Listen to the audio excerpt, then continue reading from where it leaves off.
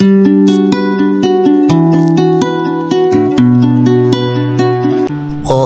tama sila. Mahirap ang buhay. Ang pamilya ay nagsisilbing ilaw sa madilim na landas. Sa pamilya, tayo tinanggap at minahal kahit na may mga pagkukulang tayo. Ang hindi ko mabibili ng pera, ang tunay kong kayamanan ay ang pagmamahal at suportang natatanggap ko sa pamilya.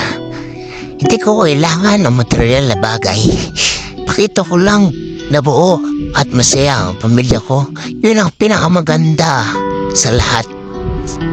Hindi importante ang sobrang dami ng pera. Ang importante, may masamang pamilya. Hindi mo pinili ang iyong pamilya. Sila ay pinagkaloob sa iyo ng Diyos.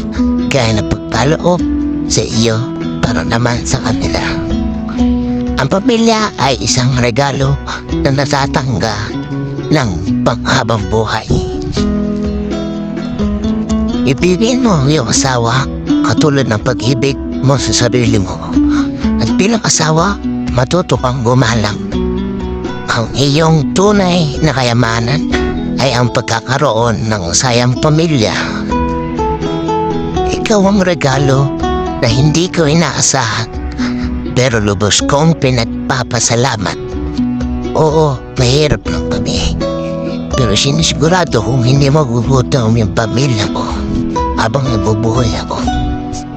Habang kumakain kami at may naalala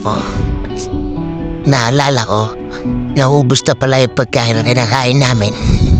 Sabi niya magda-diet na kami, pero hindi pa pala. Diba? Simple lang ang buhay.